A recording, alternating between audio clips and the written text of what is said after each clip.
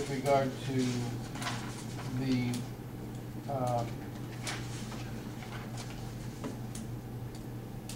districts here,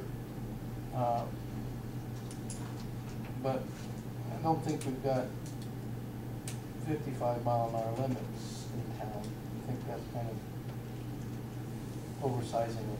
But what else? Well, I was just thinking for future development, if we just referenced that chart, we'd be covered and you wouldn't have to worry about. It's hard to foresee, but that there being one at 55 miles an hour, but also when I graduated high school in 1970, you didn't foresee what we have today. So if you want to be long-reaching and look down the road, I just think you consult the numbers. 40 years, Roy, this is going to be looked at again. Oh, I'm sure. I understand. At least more than once. So we're not going to be doing it for 40 years. I understand. Blake, you were going to say something. The question is with Valio and you, with your sign, that is direct advertisement to the interstate. So there is 70. Well, that's interstate kind of. Well, okay, I understand. Yeah, I see what you're saying. Because what I'm saying is Menards just made the point that they're going to ask for variances on signs, so they want to have to be seen from the interstate. So that's what he clearly said. Well, they have to do it for the road for height. Right. And again, this is being more helpful towards small business than big, because these big guys can come in here all day long and pay thousands of dollars of them. Right, they don't mind coming for the variances. Yeah, they're used. I don't know, I just, if we're going to reference that chart on the other areas, I just see we reference it. If the math's good one place, it's good another, right? Yeah, I agree. Okay. Okay. I could make a suggestion. If you're interested in using the chart but not necessarily breaking up the flow of your ordinance, you could utilize it as an appendix and just make reference to the sign height or width and setback should be in accordance with the numbers set forth in appendix. Whatever it is, A, B, yeah, 13, or whatever. Per the dimensions of the road and the speed limit and so forth. Sure. And then we could leave out in each line having to list all the different sizes. I think it would make your ordinance flow better, have a better flow. If someone trying to understand it. Okay, so we've got the I guess we've got consensus here. Yes. With regard to size, maximum number, and height of these signs. Next bullet here has one sign, round sign per lot. That 100 square feet and so forth, we'll reference to other stuff. Or corner lots, keep that comment there, I suppose. Wall signs, we got no specific limit is imposed on the number of wall signs, but the other dimensions here are still good. I'd follow the chart again. Yeah, I mean, we're doing it everywhere else. You might as well just reference appendix, whatever we're going to call it. Okay. And that way we're consistent too. And I think that's what people want to see when they come to town, to do something that we're consistent. And we say, hey, we didn't come up with these numbers. I forget the name of that. We will need to rework this language for a little bit. To be consistent there. Menu sign, is that drive-through window and so forth shall be exempt? We okay with that? I'm just curious why. I'm asking the same question. Yeah, has there been an issue What was with the a menu board used for motor vehicle drive-through window and or for walk-up window service shall be exempt. Gary, have you had any issues with menu signs? I haven't, no, but To be reviewed reviewed by area plan department, ground signs. I don't know why we're saying they're exempt. From what? Yeah. I mean, I don't know the context. From obtaining permit. Do we want that to be the case? It's not really for advertisement, correct? I mean, it's. It's informational for the person at the business. I mean, it can be, you know, I used to do a lot of work for Mike's Car Wash, and they had like 3 or 4, you know, menu boards as you went around, and, you know, again, a lot of times now that you've got the double drive-through McDonald's, you've got too many boards. Do you want to get into policing those? And No, not really. The But idea it- would- Do we, Some if we communities don't do. put it in, you could infer that you had to get a permit or we had to regulate it. Is that what you're saying? Yes. So by saying that they're exempt, it is better than not. Is that right? Is that what the I think attorney? that difference, yeah. That was our intent. I don't know if we achieved it, but the idea was you wasn't gonna worry about what the menu board said. Okay. Well, not what it said, I mean, but do you Well- want to regulate height, size, how big, you know? Because, I mean, they can get out of hand. I don't know that we have any that are out of hand, but. No, yeah, they can't. So They certainly- what's the second phrase here? It's not a sentence. To be reviewed by area plan department. What's that mean? We were thinking that when new developments came in, that when they file their site plan, they also file their signage package, and it's reviewed at the same time by the planning department. Because the planning department issues all sign permits right now. But, Right. Well, then maybe if they're exempt, what would be, if they're part of the site plan, they would be reviewed as part of the site plan. I would, Without being I would said. personally like to see whatever sign package a new business brings in, that it comes in with their site plan review, and you guys get to review it too, as part of that submittal package. But if it's not new construction, it would still have to be reviewed. Right now, it's exempt. But But that glass line is causing a lot of work. what about, Well, I don't worry about the work. I'm worried about clarity here. I want to know what intent is at this point in time. I mean, is it something that you guys want to see for new development? Do you want to see the sign package that runs with that site? Or do you just want to see the building sign and the one that's out front? I mean, you've got. Oh, well, my guess is that if we see a site plan, we would see where they have lanes and what they're gonna be putting there. I mean, that's typically part of the site plan, is it not, or no? I don't, Gary? Besides, well, I mean, look at all of your directional signs from McDonald's and all those don't really show up on a site plan. But if there's gonna be 8 or 10 of them throughout the site directing you through, and those are exempt right now too.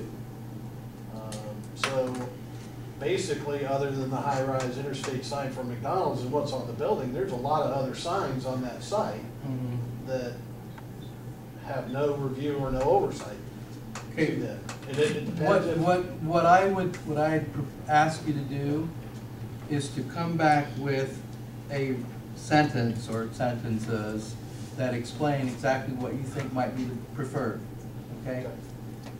So we know what we're actually talking about in a very concrete way. Time and temperature sign. I know what a time and temperature sign is. Is this kind of like the electronic messaging center type thing? Or is it something different than that? It can be a type of, typically, they just show time and temperature. They don't necessarily, it's not changeable copy. It Okay. permanently displays time and temperature. 'Cause we don't have it defined, we don't have that term defined, except for maybe in this section right here itself, but not in definitions.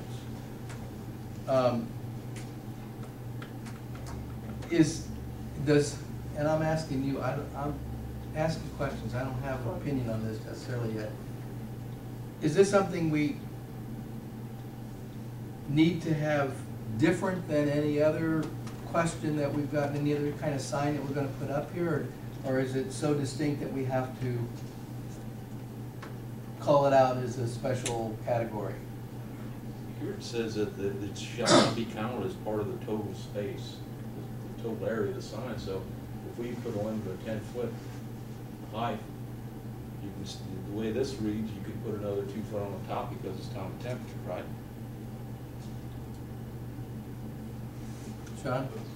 My personal opinion is just get rid of it. It's pretty well old school now for time temp to be purchased on its own because all the other signs can do it.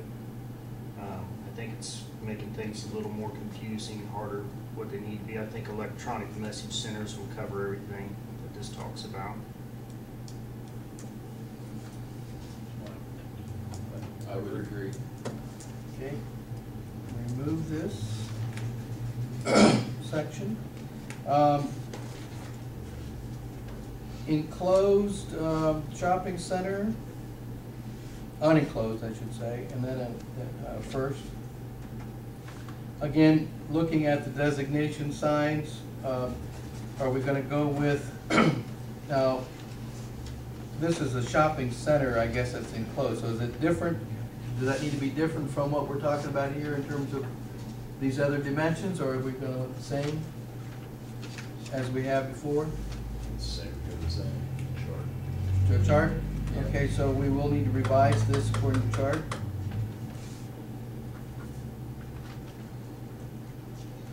And how about the enclosed shopping center? Gentlemen?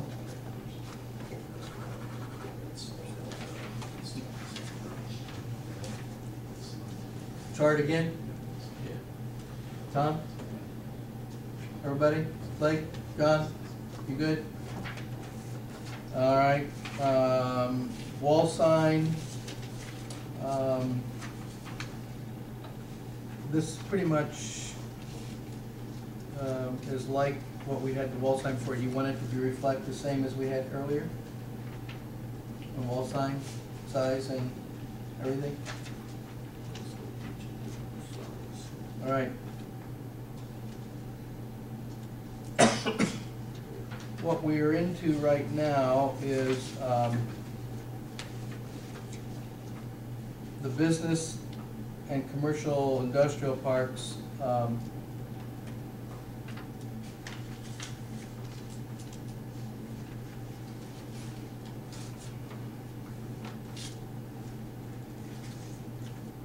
Are we wanting to go with the chart again?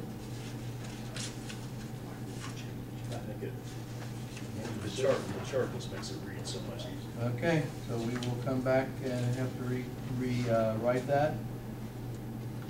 Is there anything in here that's different than the chart that we need to, we got, Sean? The only difference I see is the definition, business, commercial, and industrial. I think it should go along with the plat map of what the city follows, like heavy commercial, general business, etc. Change the verbiage so it matches. I don't see where you're, where it's different. I'm sorry, Sean. Can you point out for me? Maybe I'll see the difference.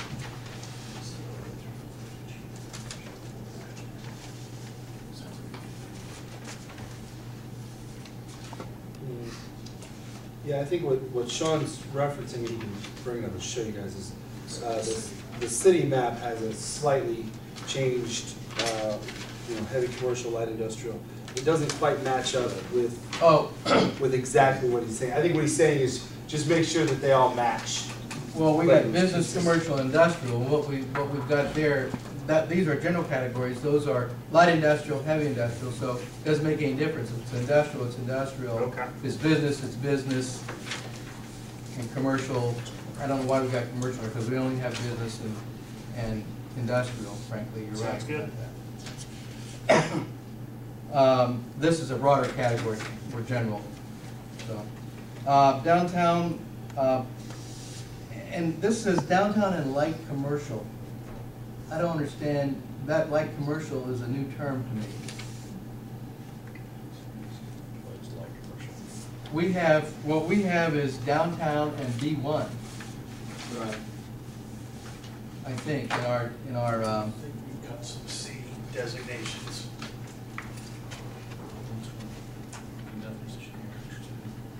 huh? Yeah, that's what it says there, but the heading doesn't say that. And when I looked at our zoning itself, we have R1, 2, 3, 4, we have central business district, which is really the B1. We've got it identified as central.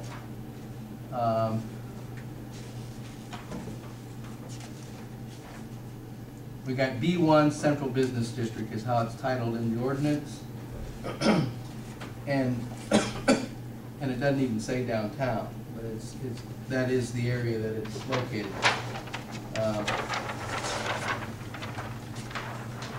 If we've got C, where is C? Well, there's a conservation, but it's. Yeah, that's heavy commercial. right. We got B, and Central Business District, B1. So, Which is, what I'd like to do is just change this title to Central Business B1.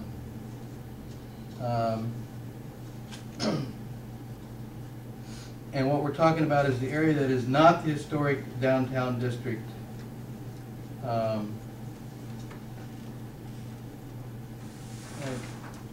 So we should say it applies to central business B1 that is not the historic downtown district. And zoned in B1, all of the B1 areas, I think, is confusing, right? No, thank you. Striking the rest of that. All right, so, and years ago, the reason that central business district was created, just for your information, I was around when we wrote this back in the dark ages, is because the central business area of downtown is so diverse. We have everything there from retail to professional to warehouse to I don't know if our junkyard extends that far over or not, but we've got a very cosmopolitan district. And so we created that to enable us to have a separate district that can kind of take care of what's there and accommodate somewhat. Because it's got some like B3 in it, you know, if you would look at what Ultra Tire is, for example, it'd be closer to a B3 than what you would think in other kinds of. So we've got a wide range of stuff, and it goes down as far, it used to go down as far as Fifth Third, I think. It went all the way down that far. Covered a lot of stuff. We covered part of the old Johnson wholesale spot and just a lot of potpourri of things. So that's the context as you read through this, right? And I'm looking at time, and what I'd like to do is, we've gotten this far. I was hoping we were going to get through this tonight, but we're not. We're going to have to take one more time, and then I hope we get through it all, and we get the rewrite, and then by December we have a package that we can all look at and read and sign off on. So thank you for your indulgence and patience on this. I'd like to suspend our conversation of this tonight. If there's anything that you as you look through this, if you think we need to be sure and consider it for next meeting, send us an email or whatever. This does give us enough. Sean, yes? Would it be a good idea maybe to have some historic people show up? I've requested talking to historic people about what they came up with. And I can't find out who's in charge of it. I think Sure. it'd be good to have them and maybe some downtown people involved to help Sure. put this together. I think their input's very important for Sure. our area. Good suggestion. We will make contact. I'll make contact with Brian Robbins. Let's take a minute and look at the report on unsafe buildings. Can you give us an update of that? One of them was the old Decatur Hotel. They will be putting a temporary roof on this week with that building. I'm looking forward to putting a permanent roof on with some grant money that they have, but they're at least gonna keep water from getting in it right now. The other one that we had was the Little Masters property with the shed that was in junk. The junk has been cleaned up and he's working on new rafters for the roof of the shed. Chris had an update. He's been, The Masters or Franklin? On Franklin, I'm still working with their council. Franklin. Or, not East. Franklin, East, thank you. 6. The Wilson property. Oh, 6, yeah. I have been in contact with their attorney. They're still trying to hammer out a construction company and coming up with money to get that torn down, or trying to get their mortgage company to handle that. I have forwarded to them a list of demolition contractors that Chief Chastain provided to me that the city has used and would likely end up using if we have to do it ourselves. So I have forwarded that to them as well. Do we have a timeline on that? The last time we had is they were going to give me something within 30 to 60 days of last month. So I have not yet seen that. I can certainly move it up and try and have a more detailed analysis and action plan for you guys. I think we need to keep pushing on that, or they're just gonna drag out forever. We're not gonna be any better off than just out some cost of trying to keep talking to them. Okay. At least that's my opinion. I don't know what the rest of the gentlemen. That's the way to go, yeah. Sure. Okay. I'll reach out and keep pressing. Okay, so the good news is, the hotel is secure, they're gonna get a roof on it. I think that's, that was one concern about the safety and general public safety. I think that's been addressed and is being addressed in a deliberate manner. I mean, they're progressing in a very systematic way. Problem down on